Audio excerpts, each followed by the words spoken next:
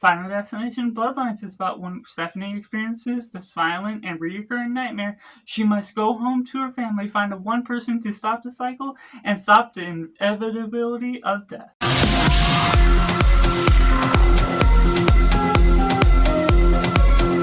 And welcome Cinema, where we focus on the film. I'm Josh, this is Simply Cinema. Let me know down in the comments below what you thought of Final Destination Bloodlines. Was it good? Was it bad? Or somewhere right in the middle. Let me know how it compares to the rest of the franchise, which I have reviews for out on my channel already, and taking it right in a positive. This is a film that really digests what all the past films have done, but while they're all independent of their own, this can be your on-ramp to the franchise. If you haven't watched any of the 5 before this is an okay film to still watch on its own, which creates a good storyline. There's references and different ties in to what the other 5 have done in one sense,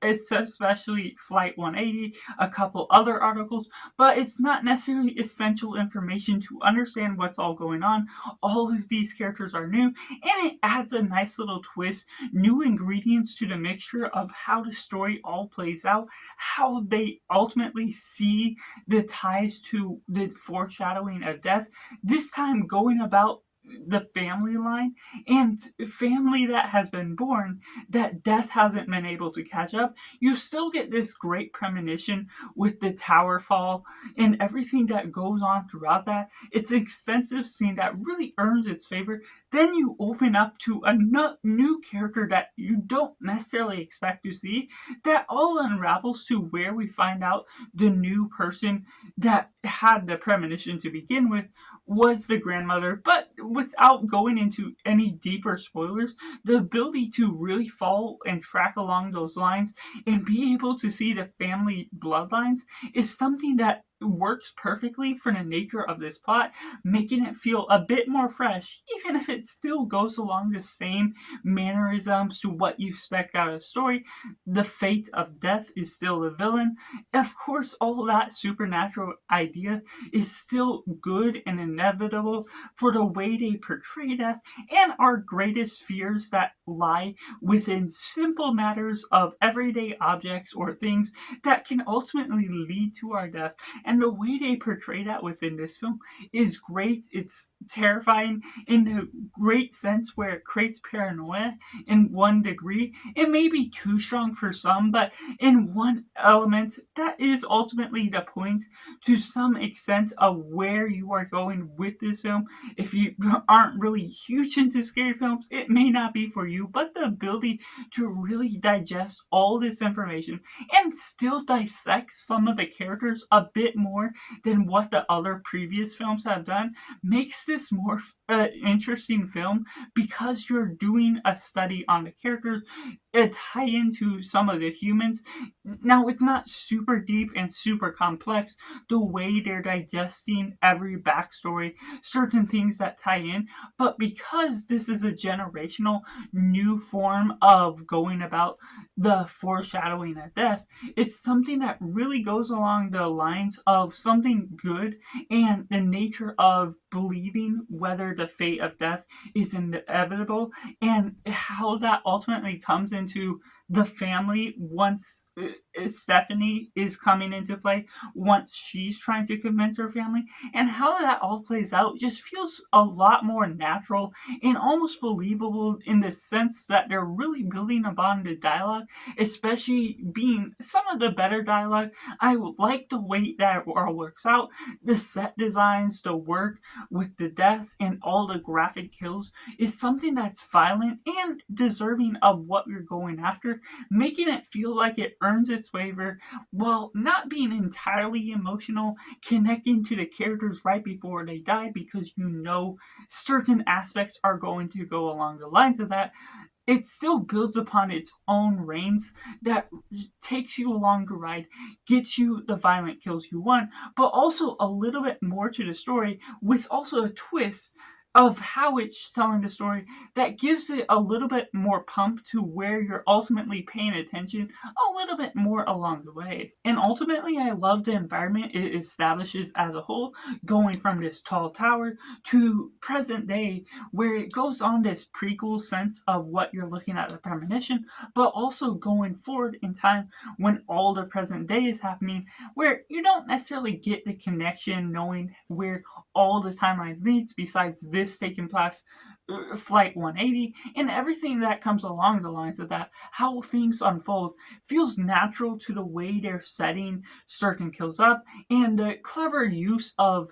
kill words and the language that's utilized within a foreshadowing or knowing a certain character is dying. This isn't gonna kill me, is it? And it's something that's irrelevant to what's going on, but it's all going into the punny words used for a penny or other everyday objects that ultimately become the strong source of where everything is going, because death is just going in its strongest force. The way it's becoming supernatural in that sense becomes stronger than ever and really shows the power of death as a character, but also how it works in with the human characters as all, how you're sort of connecting with them in some ways, which ultimately becomes something more fresh and unexpected that I got from this movie as a whole, which takes me into the mixed elements. Of course, like I said, there's some things where it may be too graphic. If you aren't loving something that will give you paranoia of everyday objects, this movie, or any of the other movies for that matter, will not be something for you. It's a horror franchise, not necessarily on a strong level of scare level, but it's ultimately still something that feels more surreal because the nature of its use of everyday objects and the use of death as a character that ultimately is after you, that will create some feelings like once you're driving home from the theater or watching it and driving on from wherever you're at. The nature of all that, hopefully it won't stick with you, but the ability that it ultimately creates is something that can be something that's a mixed reaction. And the way some of the characters evolve, there's a little bit of a bump in the road at some of the beginning once you're getting a premonition, and because it creates this new form of where the story is headed, this new showing of how the deaths are coming out, there's different questions that can come up and a different way of the pace that it takes that goes from the premonition to a new character that isn't in the premonition himself. So you have to catch up with where the story is heading, which it eventually can catch up with itself, but because it has an awkward sense of moving from different parts of the story to the next, trying to track all the characters in a different sort of way, there's certain character dynamics and family relationships that I love, the aspects and thematic ideas that it's tackling, but it can't always have the time to really digest and spend time with those themes, motherhood, fatherhood, everything that's really going on, because they're also trying to spend the time to give you a sense of the entertainment and build up the sense of the horror atmosphere as a whole, which takes me into the negatives. When you're looking at this story as a whole, it has something that doesn't necessarily always work for the foreground of the new atmosphere, taking on the bloodlines sort of plot and giving it to Stephanie to have this reoccurring nightmare, this premonition that her grandmother once experienced, is sort of random and ill placed for the sense that you're randomly giving it to one of the family members, but not all the family members, because obviously there's doing something to create a main character complex that someone is used as a device for a plot to follow, but it becomes random. We don't get the grandmother re-experiencing those sort of feelings or premonitions to what's going on, what's going to lead. So it's obviously the plot line to actually begin the plot is this idea that this girl is re-experiencing, getting the warnings that her family is now on the death row, but because it's only her, it becomes a forced plot device that sort of feels grounded in the way it's going about. I can forgive some amount of what it's doing because I still enjoyed the film as a whole, but it can be an issue in the grounds that you're not necessarily understanding how certain aspects to it really works out as a whole, which goes into other parts of the story that can be a little bit mixed up with the pacing, other elements that just don't give as much show to what the film has to have as a whole.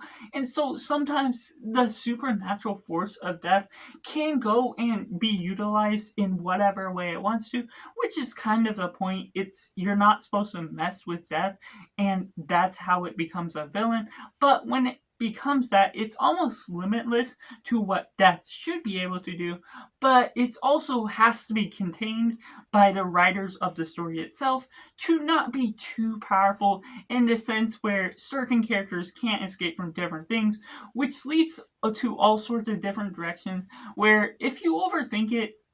or even think about certain matters at other points of time, it can contain other elements that when you're talking about a story plot, there's a point in the family where they didn't reveal a part of connectivity to birth mother and everything that I won't spoil for the purpose of this review, but that also wasn't shared before, which feels like a little bit of a stretch. So the way they interrupt grief and the drama that's really happening within this family can really be a hard point, because when everything is heavy and emotional to what the characters are experiencing in universe, the story has to push on, move on forward because of all the weight that the story also has to contain. Which therefore I have to rate this film a simply 7.5 out of 10. Let me know what you thought of Final Destination Bloodlines. Was it good? Was it bad? Or somewhere right in the middle? Where would you rank it among the Final Destination films? Which I'll have a ranking soon here on this channel just as well. So make sure to like this video if you enjoy it. Subscribe if you haven't already to join in the film culture community where we talk about the love of cinema as a whole. So that's just all, and make sure to do yourself a favor and go watch a movie.